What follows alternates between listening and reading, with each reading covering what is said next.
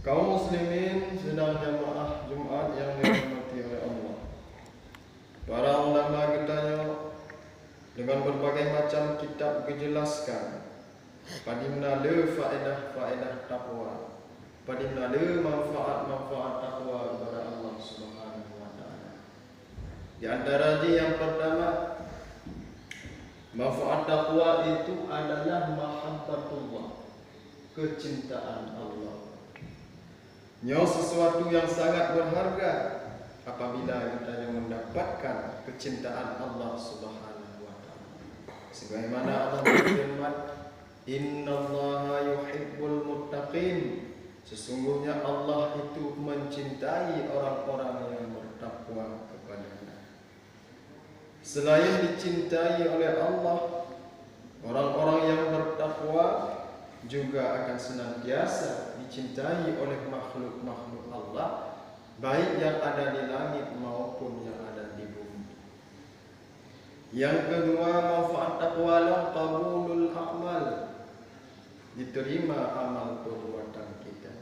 Sebagaimana Allah berfirman, "Innama yataqabbalullahu minal muttaqin." Allah hanya menerima amal ibadah orang yang bertakwa kepada-Nya.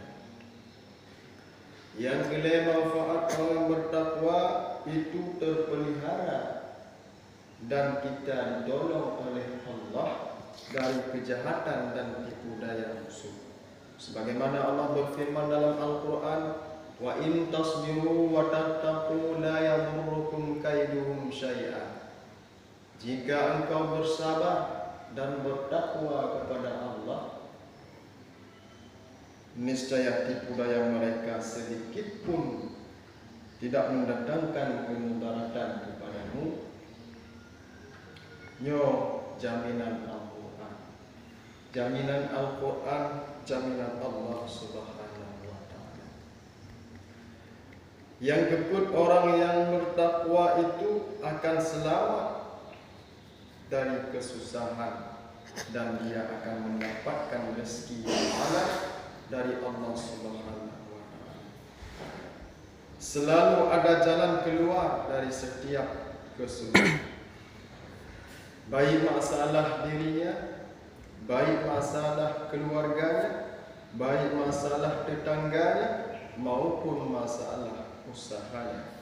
Orang yang takwa ini selalu selamat dari kesusahan dan kesulitan.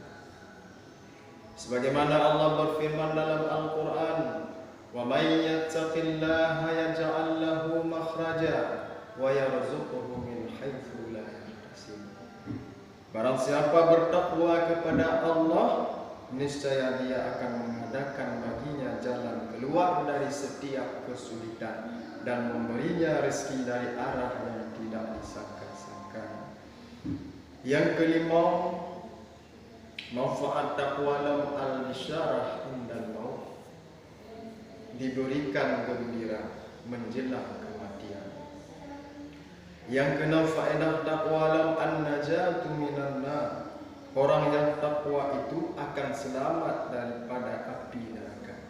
Sebagaimana Allah berfirman dalam Al-Quran, "Tsumma nunajjil ladzina taqaw," kemudian kami selamatkan orang-orang yang bertakwa.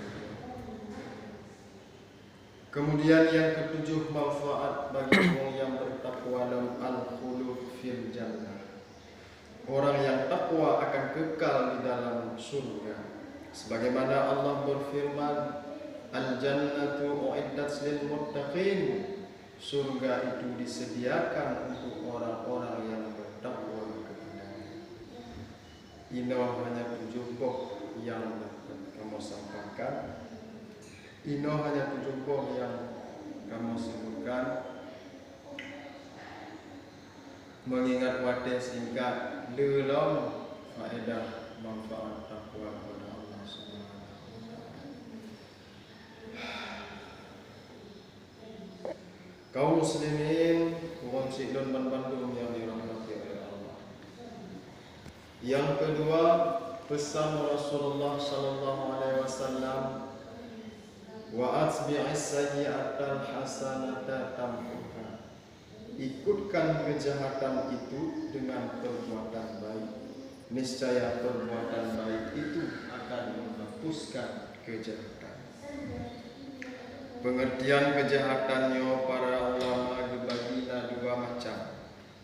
Nah, kejahatan yang ditamong dalam golongan kabair, dosa-dosa besar.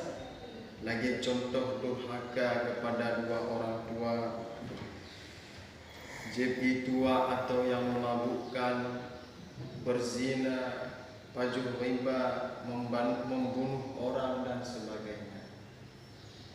Kejahatan yang lainnya rupa baru terhapus dengan perbuatan baik yang najih taubat.